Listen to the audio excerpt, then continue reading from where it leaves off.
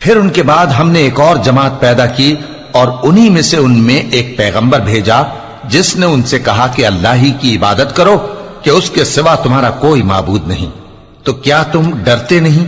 اور ان کی قوم کے سردار جو کافر تھے اور آخرت کے آنے کو جھوٹ سمجھتے تھے اور دنیا کی زندگی میں ہم نے ان کو آسودگی دے رکھی تھی، کہنے لگے کہ یہ تو تمہیں جیسا آدمی ہے، جس قسم کا کھانا تم کھاتے ہو اسی طرح کا یہ بھی کھاتا ہے، اور جو پانی تم پیتے ہو اسی قسم کا یہ بھی پیتا ہے، اور اگر تم نے اپنے ہی جیسے آدمی کا کہا مان لیا تب تو تم گھاٹے میں پڑ گئے۔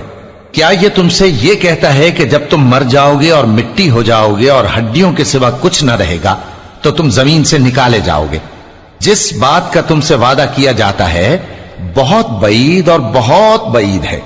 زندگی تو یہی ہماری دنیا کی زندگی ہے کہ اسی میں ہم مرتے اور جیتے ہیں اور ہم پھر نہیں اٹھائے جائیں گے۔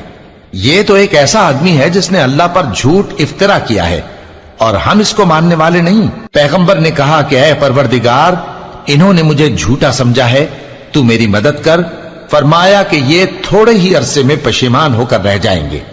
آخر ان کو وعدہ برحق کے مطابق زور کی آواز نے آ پکڑا تو ہم نے ان کو کوڑا کر ڈالا، پس ظالم لوگوں پر لعنت ہے۔ پھر ان کے بعد ہم نے اور جماعتیں پیدا کی، کوئی جماعت اپنے وقت سے نہ آگے جا سکتی ہے نہ پیچھے رہ سکتی ہے۔